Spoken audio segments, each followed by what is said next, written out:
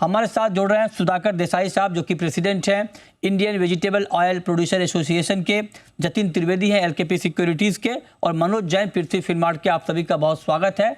और चर्चा की शुरुआत आज हम कर रहे हैं एक महत्वपूर्ण खबर के साथ, और खबर ये है कि जी बिजनेस की मुहिम का इम्पैक्ट अब होता हुआ दिख रहा है, रंग लाती हुई दिख रही है जी बिजनेस की मुहिम।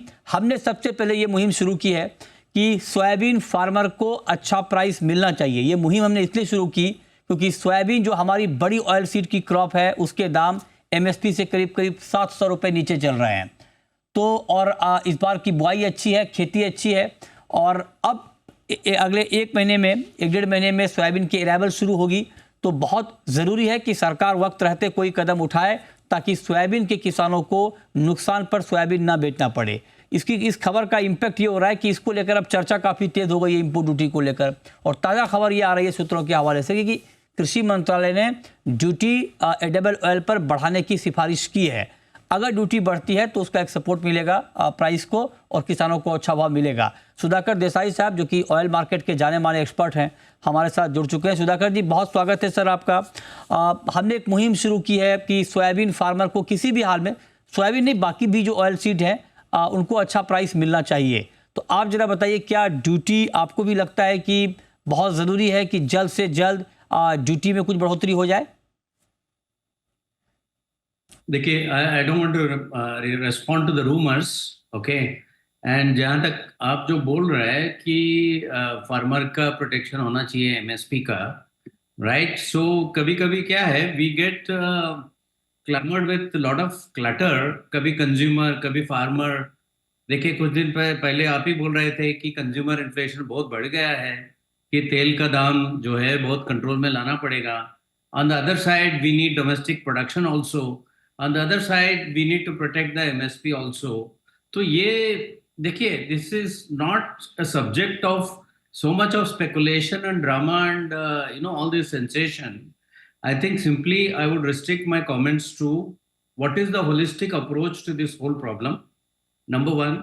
नंबर टू, देखिए, जब भी एमएसपी हमने दिया है फार्मर्स के लिए, I think it is our responsibility, it's a duty to defend that MSP. उसके लिए तीन तरीका हो सकता है, या तो गवर्नमेंट जैसा आप प्रोक्योर करे, जैसे मस्टर्ड में किया है, which is a costly and risky route. Second है भावांतर स्कीम है, जिसमें आप market most active remunerative price जो है आप फार्मर को डायरेक्ट बैंक क्रेडिट द्वारा दे दे आप, क्योंकि oil seed priority national mission है, मतलब ये नेशनल प्रायोरिटी है। इंपोर्ट सब्स्टिट्यूशन हमको करना है, ये तो एस्टेब्लिश हो चुका है। तीसरा ये है कि जो राइट ड्यूटी बैलेंसिंग है, कि कंज्यूमर प्राइस आप गवर्नमेंट डिसाइड कर सकता है कि ये प्राइस रेंज में हमको फूड इन्फ्लेशन रखना है, जबकि in the whole inflation segment pulses या वेजिटेबल ऑयल्स के अलावा oil seed in the last 1.5 to 2 years has been very stable. इसीलिए प्राइसेस जो है both at the time of mustard harvest, at the time of soybean harvest, MSP के पीछे नीचे चले गया है सीड का दाम। तो हम तो हमेशा यही बोलेंगे कि डायनामिक ड्यूटी स्लैब सिस्टम जो हमने इम्प्लीमेंट करने के लिए बोला था as IVPA, that would take care of all this triggers. I would call all this right triggers. Right trigger timely action इसलिए जरूरी है क्योंकि मार्केट 2020-21 के बाद इतना वॉलेटाइल हो चुके हैं कि डायनामिकली हमको पॉलिसी भी चेंज करना पड़ेगा। Last but not the least, I think हमको जो जब एफटीएस करती है हम लोग, ये जो आसियान ट्रेटी ये सब करते हैं, उस चीज़ों में हमको ड्यूटी डिफरेंशियल्स के बारे में, कि हम सीपीओ वगैरह एंड रिफाइंड ड्यूटी का क्या ड्यूटी रह सकते हैं, और उसके अलावा ओरिजिन्स भी उसके लिए कितना कंट्रोल्स वो लोग भी रखेंगे। ये सारी चीज़ें एफटीए रिलेटेड भी होता है। जैसे हमने देखा है डिफरेंशियल ड्यूटी में ये 7.5% हो गया था एफटीएस के कारण, इंटरनेशनल ट्रीटीज के कारण। तो मैं तो बोलूँगा कि ये सारी चीज़ें एक होलिस्टिक अप्रोच है। आज के दिन में अगर आप बोलेंगे कि क्या हमको करना चाहिए, नंबर वन, हमको ड्यूटी डिफरेंशियल बढ़ाना चाहिए। ओलिन का ड्यूटी आप बढ़ा सकते हैं 4-5%, 15% डिफरेंशियल कर सकते हैं। 13.5 का जो ड्यूटी है आप 4-5% ऊपर बढ़ा सकते हैं। इसके वजह से थोड़ा बुलिश सेंटिमेंट आएगा और इसकी वजह से सोयाबीन भी बेनिफिट होगा। नंबर टू, इसके सेकंड रीजन ये है कि ओलिन इंपोर्ट्स जो 2 मिलियन टन हो गया था, about 25% of imports of farm is coming in olein form, तो उसको भी रोक लगाना है ताकि इंडस्ट्री भी बेनिफिट करे।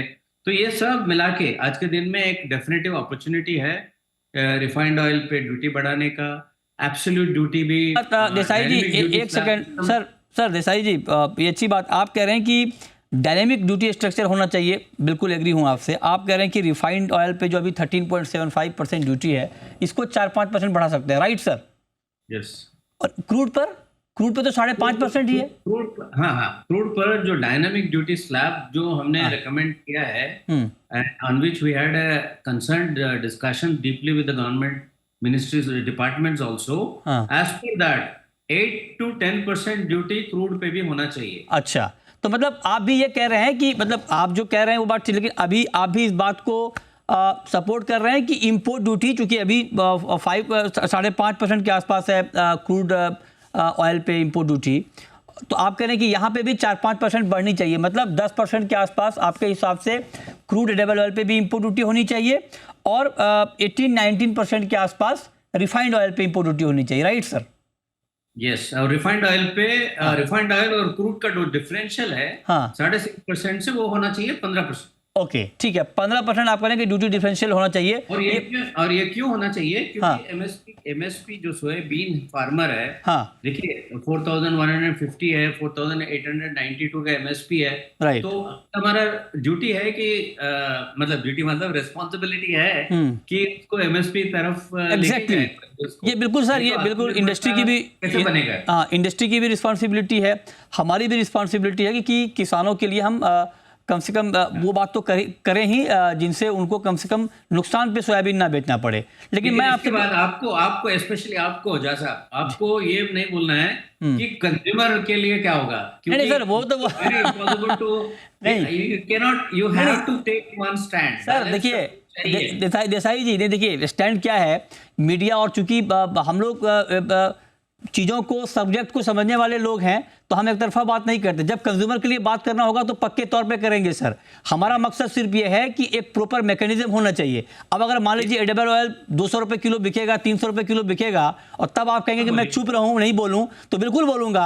जो भी अनरीजनेबल चीज़ें होंगी, जो अनजस्टिफाइड चीज़ें जब भी होंगी, जिस भी कमोडिटी में होंगी, वो आवाज़ तो उठेगी, उसमें कोई शक नहीं है सर। डायनामिक ड्यूटी पॉलिसी अगर इंप्लीमेंट करेंगे तो अनरीजनेबल चीज होंगे भी नहीं। हाँ, वो ठीक बात है, नहीं होगी तो बहुत अच्छी बात है सर, लेकिन इसका मतलब ये नहीं कि एडिबल ऑयल के दाम बहुत तेजी से बढ़ जाए और हम कुछ ना बोलें, ये नहीं हो सकता। वो तो बोलेंगे सर उस वक्त में, वो नौबत नहीं आएगा। मैं ये बोल रहा हूँ कि वो होने से पहले ड्यूटी डायनामिक ट्रिगर हो जाएगा और ड्यूटी अपने आप कम हो जाएगा। बिल्कुल, ये आपने अच्छा सुझाव दिया है, ये आपने बढ़िया सुझाव दिया है सर। अब एक सवाल देसाई जी मैं आपसे ये पूछ रहा हूँ कि अगर जो सुझाव आप लोग दे रहे हैं कि अभी 4-5% ड्यूटी बढ़ा देनी चाहिए, अगर इतनी ड्यूटी बढ़ती, चूंकि सोयाबीन के दाम बहुत नीचे आ गए हैं, लास्ट ईयर इसी टाइम पे जब हम आपसे बात कर रहे थे तो 6,000 के आसपास का प्राइस था, अभी देखिए 4,000 के आसपास, 2,000 रुपये कम हो गए सीधे दाम।